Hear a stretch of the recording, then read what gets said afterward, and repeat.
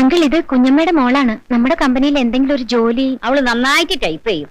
എന്റെ മോളായതുകൊണ്ട് പറയല്ല. അവള് കാലെടുത്ത് വെക്കുന്നോട്ട് നല്ല ഐശ്വര്യ. എന്താ കുട്ടി വിചാരിക്കുന്നത്? ഫാക്ടറിക്കാരും പിള്ളേരുകളെയാണെന്ന്? അല്ല, കുഞ്ഞമ്മ പറഞ്ഞപ്പോ. ഏത് കുഞ്ഞമ്മ പറഞ്ഞാലും ശരി, ഇനി കുറെ നാളത്തേക്ക് ഒറ്റ ആളിനെ അവിടെ വേണ്ട. ഉള്ളവരെ തന്നെ എങ്ങനെ ഒഴിവാക്കാമെന്ന് വിചാരിച്ചോണ്ടിരിക്കുമ്പോഴാ.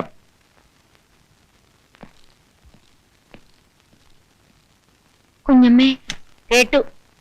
ഇത്ര മനുഷ്യപ്പറ്റില്ലാത്ത ആളുകളെ എന്തിനാ മാനേജർമാരായിട്ട് വെക്കുന്നത്? കുട്ടിക്ക് ഇവിടെ ഒരു അധികാരമില്ലേ? കുഞ്ഞമ്മേ, ഒരു 8 കൊല്ലം കഴിഞ്ഞോട്ടെ, പിന്നെ എല്ലാം ഞാൻ നോക്കിക്കോളാം. അതുവരെ ഞാൻ വിളി കൊണ്ട് എവിടെ പോവും? നാട്ടിലേക്ക് തിരിച്ചയച്ചൂടെ? മോൾ ഇങ്ങോട്ട് വന്നൊരു കാര്യം പറയട്ടെ.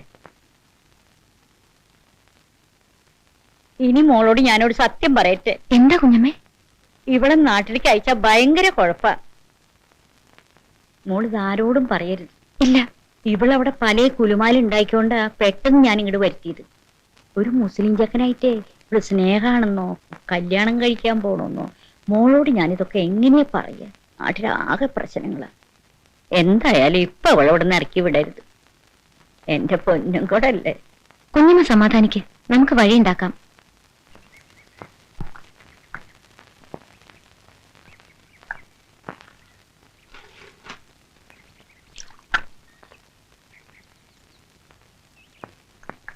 ഇന്നലെ അമ്മച്ചി എന്നെ പറ്റി വല്ലതും പറഞ്ഞോ?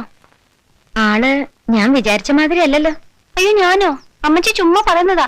സ്വന്തം മോളെ പറ്റി ഒരമ്മച്ചി അങ്ങനെ ചുമ്മാ പറയൂ? അങ്ങനെ മുഴുവനും ചുമ്മാതല്ല, പക്ഷെ കൂടുതലും ചുമ്മാതാ. Love affair ഇല്ലാത്തതാണോ? ഏതോ ഒരു മുസ്ലിം ബോയായിട്ട്? ആ, അതാ ഞാൻ പറയാൻ വന്നേ. സത്യം കേൾക്കണോ? അഷ്റഫിനെ ഞാൻ കാണുന്നത്. അഷ്റഫ് എന്ന പുള്ളിക്കാരന്റെ പേര്. ഞാൻ എന്നും ടൈപ്പിന് പോകുന്ന വഴിക്ക് അഷ്റഫ് അവിടെ കണ്ട് നിൽക്കാറുണ്ടായിരുന്നു പോലും. ഞാനാണെങ്കിൽ വീട്ടിൽ നിന്ന് ഇറങ്ങിയാ പിന്നെ ഇടത്തോട്ടും വലത്തോട്ടും നോക്കുന്ന പ്രശ്നമേ ഇല്ല.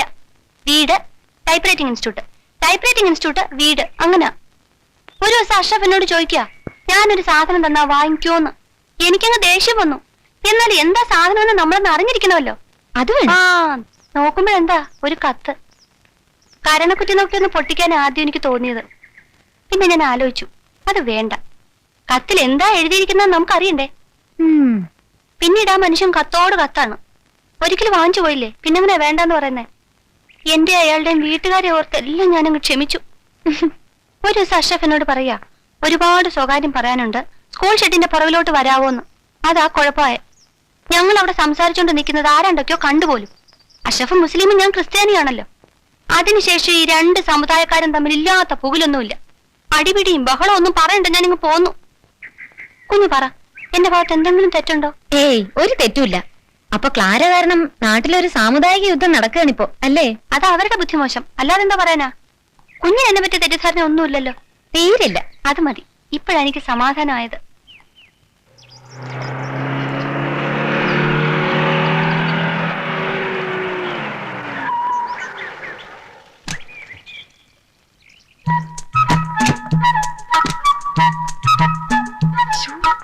ഈ വീടൊരു കൊട്ടാരം തന്നെയാണേ. ഭഗവാനെ രക്ഷിക്കണേ. വെയിറ്റിംഗ് ഉണ്ടോ സാർ? വെയിറ്റിംഗിൽ എത്താൻ വെക്കോ. 50 രൂപ. ഞാനൊരു SI ആണ്. SI KP Adiyodi. ഞങ്ങൾ പോലീസുകാര് ടാക്സിയിലും ബസ്സിലും ഒക്കെ കയറിയാൽ സാധാരണ പണം കൊടുക്കാറില്ല. പക്ഷെ എനിക്ക് പണം വേണം. ഓഹോ, തന്റെ RC എവിടെ? ഡ്രൈവിംഗ് ലൈസൻസ് എവിടെ? ആ ട്രിപ്പ് ഷീറ്റ് എടുക്ക്. തന്നെ ഒരു കേസ് കൊടുക്കാൻ പറ്റുന്ന ഞാനൊന്ന് നോക്കട്ടെ. ഓ, ആ കാശ് അങ്ങോട്ട് കൊടുക്കുന്നേ. ഓടെ ഇവിടുത്തെ ആളുകൾക്ക് പോലീസിന് പേടിയില്ലാൻ തോന്നണേ. ചാന്തേ, കാണുന്ന മാത്രമേ തന്നെ പിള്ളേരുടെ സ്നേഹം പിടിച്ചു പറ്റിയാലേ നമുക്ക് ഇവിടെ കാലുറപ്പിക്കാൻ പറ്റൂ. കെട്ടിപ്പിടുത്തം, വേണ്ടി വന്നൊരു പൊട്ടിക്കരച്ചില്, എന്തിനു നമ്മൾ തയ്യാറാവണം. പിള്ളേരുടെ പേരൊക്കെ ഒന്നുകൂടെ പറഞ്ഞേ. മൂത്തത് മീര, പിന്നെ മായ, മനു, മഞ്ജു. ഒന്ന് പറഞ്ഞേ. മീര, മായ, മനു, മഞ്ജു. ഇനി കണ്ണൊന്ന് ചോപ്പിച്ച്. നമ്മൾ മരിച്ച വീട്ടിൽ ആദ്യമായിട്ട് വരല്ലേ? തോന്നു ചുമന്നുണ്ട്. എന്നെ നോക്കിയേ. ആ കണ്ണി വന്നിട്ടില്ല. ഇതാ കണ്ണടക്കല്ലേ, വരത്തില്ല. ചെല്ലു. മോളത് പിടിച്ചേ, ഇപ്പൊ വരാം.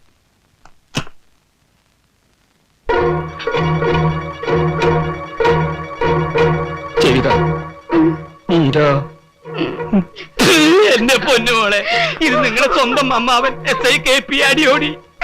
ഈ നിൽക്കുന്നത് നിന്റെ സ്വന്തം അമ്മായി ശാന്ത. ഇത് ഞാൻ എങ്ങനെ അച്ഛനും അമ്മയും പോയെന്ന് വിചാരിച്ച് നിങ്ങൾക്ക് ഞങ്ങളുണ്ട് മക്കളെ. പത്രത്തിൽ വാർത്ത കണ്ട അന്ന് മുതല് ഞാനൊരു പോളെ കണ്ണടച്ചിട്ടില്ല. നോക്കി കണ്ടു നോക്കി മറ്റു കൊടുത്തു.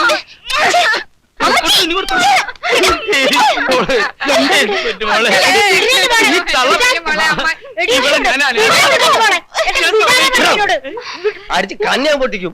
പട്ടാപ്പാല് വീട്ടിൽ കയറുന്ന സ്ത്രീകളെ പിടിക്കുന്നു. ചട്ടം, ഞാൻ ഈ കുട്ടിയുടെ അമ്മാവനാ. എന്നാ ഞാൻ ഈ കുട്ടിയുടെ അമ്മയാ. അമ്മയോ ചണ്ടേ? ഇറങ്ങടാ വെളിയിൽ, ഇറങ്ങാൻ. അയ്യോ എന്തൊരു പിടുത്തോ പിടിച്ച എന്റെ അമ്മച്ചി. നിങ്ങളൊക്കെ ആരാ? ഞാൻ നിന്റെ തണ്ട, ഇത് തള്ളേ. കുഞ്ഞമ്മേ, ആ വിട്ടത്തി വിട്ടെടുക്കണ്ടി. മരിച്ച മോഹൻദാസിന്റെ ശ്രീദേവിയുടെ വീടല്ലേ ഇത്? ആണെങ്കിലോ? ശ്രീദേവിയുടെ ചേട്ടനാ ഇത്, സ്വന്തം ചേട്ടൻ. നീങ്ങിക്ക്. ഇതൊക്കെ ഇവിടുത്തെ വേലക്കാരോ മറ്റുമായിരിക്കും. ഒരബദ്ധം പറ്റിപ്പോയതിന് താൻ എന്റെ തന്തയ്ക്കും തള്ളയ്ക്കും വിളിച്ചു. ഞാൻ ആരാണെന്നറിയോ? KP അടിയോടി, SI. Sub inspector. പിടുത്തെന്ന് വെച്ചാൽ ഏത് ജാതി പിടുത്തം? അവസാനം കുഞ്ഞമ്മ വന്ന് തെറി വിളിച്ചപ്പോഴാണ് അയാൾ പിടിവിട്ടത്. നിങ്ങൾ അമ്മാവനാണ്, ഞാനൊന്നും പറയാൻ പാടില്ലാത്താണ്. എന്നാലും ഞാൻ പറയണം, പിടിച്ചൊന്ന് പൊട്ടിക്കണമെന്ന് എനിക്ക് തോന്നിയതാ. പക്ഷെ അയാളൊരു SI അല്ലേ. ഈ കാക്കി വേഷത്തിനൊരു മാന്യത നമ്മൾ കൊടുക്കണല്ലോ. അതുകൊണ്ട് ഞാനങ്ങ് ക്ഷമിച്ചു. ഇതൊക്കെ ഇപ്പൊ എവിടെ നിന്ന് കയറി വരുന്നു? ഒരമ്മാവൻ. എന്തമ്മാവൻ? ഈ അമ്മാവന്റെ ഫുൾ ചരിത്രം കുഞ്ഞമ്മ എന്നോട് പറഞ്ഞു. മോഹൻ സാറിനും ശ്രീദേവി അമ്മയുടെയും കല്യാണം നടക്കാതിരിക്കാൻ അതിശക്തമായി പാരവെച്ച വിദ്വാനാണ് അത്ര ഇദ്ദേഹം. അതുകൊണ്ടായിരിക്കുമല്ലോ ഇതുവരെ ഇങ്ങോട്ട് വരാതിരുന്നത്. വരാൻ മോഹൻ സാർ സമ്മതിച്ചില്ല. ഡാഡി സമ്മതിക്കാത്ത ആളുകളെ നമുക്കും വേണ്ട.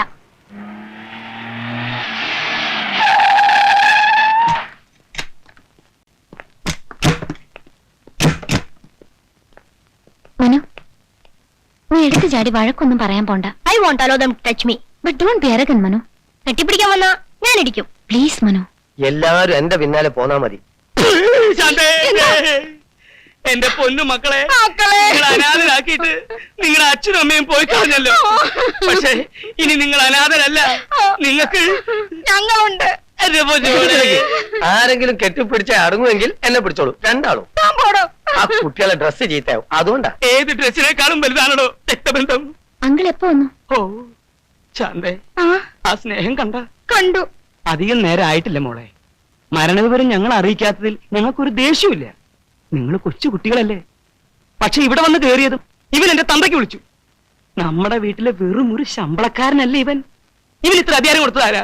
ആളറിയാതെയല്ലേ അങ്കിൾ. ഞങ്ങൾ പോലും അങ്കിളിനെ കാണുന്നത് ഇപ്പോഴല്ലേ. അത് നേരാ. എന്റെ കയ്യിൽ നിന്ന് ഈ വീടിന്റെ അഡ്രസ് എങ്ങനെയോ കളഞ്ഞു പോയി. അതുകൊണ്ടാ ഇതുവരെ വരാതിരുന്നത്. ഇവിടുത്തെ സ്വത്ത് മോഹിച്ചിട്ടൊന്നുമല്ല ഞങ്ങൾ വന്നത്. അങ്ങനാരും പറഞ്ഞില്ലല്ലോ. ഉള്ളിലിരിപ്പ് പുറത്തു പറഞ്ഞു പോയതാ. ഞങ്ങൾക്ക് ചെമ്മീൻ കമ്പനിയും വേണ്ട, എസ്റ്റേറ്റും വേണ്ട. ഒന്നും വേണ്ട. ഞാനൊരു SI യാ. ഇവിടം വരെ വരിക, നിങ്ങളെ കാണുക, ആശ്വസിപ്പിക്കുക, തിരിച്ചു പോവുക. അമ്മാവനും അമ്മായിയും ഓട്ടെ മക്കളെ. എന്നാ പൊന്നുസ്റ്റേട്ടാ, രണ്ടാളും കാറി കയറ്റി ബസ് സ്റ്റാൻഡിൽ വിട്ടോളൂ. ഓ ഞാൻ പോവല്ലേ, താമസിക്കണ്ട. എന്നാ പെട്ടെടുത്ത് ശാന്തേ.